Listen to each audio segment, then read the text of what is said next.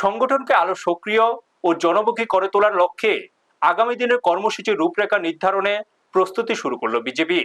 সেই উদ্দেশ্যে বুধবার 40 সাব্রুম মণ্ডলের উদ্যোগে সাব্রুম মণ্ডল কার্যালয়ে এক গুরুত্বপূর্ণ প্রস্তুতি বৈঠক অনুষ্ঠিত হয়। বৈঠকে প্রধানমন্ত্রী নরেন্দ্র মোদীর নেতৃত্বে কেন্দ্র সরকারের 12 বছরের শাসনকাল পূর্তি উপলক্ষে বিভিন্ন সাংগঠনিক ও জনকল্যাণমূলক কর্মসূচি নিয়ে বিস্তারিত আলোচনা করা হয়। উপস্থিত ছিলেন মণ্ডলের পদাধিকারী, বিভিন্ন মোর্চার প্রতিনিধিবৃন্দ এবং দলীয় কার্যকর্তারা।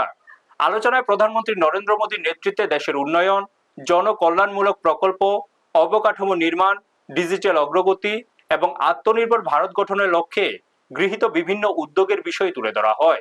পাশাপাশি এইসব কর্মসূচির সুফল সাধারণ মানুষের কাছে পৌঁছে দেওয়ার উপর গুরুত্ব আরোপ করা হয়। বৈঠকে আগামী দিনে মণ্ডল এলাকায় জনসংযোগ অভিযান, বৃক্ষরোপণ কর্মসূচি, স্বাস্থ্য সচেতনতা শিবির, সামাজিক সেবামূলক কার্যক্রম, উপভোক্তা সংযোগ অভিযান সহ একাধিক কর্মসূচি সফলভাবে বাস্তবায়নের জন্য পরিকল্পনা গ্রহণ করা হয়। বক্তারা বলেন, প্রধানমন্ত্রী নরেন্দ্র মোদীর নেতৃত্বে ভারত আজ বিশ্বমঞ্চে আরো শক্তিশালী ও আত্মবিশ্বাসী অবস্থান তৈরি করেছে।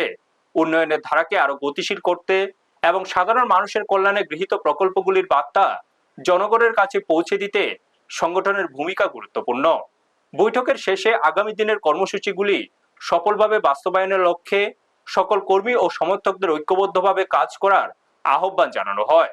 পাশাপাশি উন্নত ভারত গঠনের লক্ষ্যে সংগঠনের কার্যক্রম আরো জোরদার করার প্রত্যয় ব্যক্ত করেন উপস্থিত কার্যকর্তারা। ব্যুরো রিপোর্ট, নিউজ তৎকাল 24।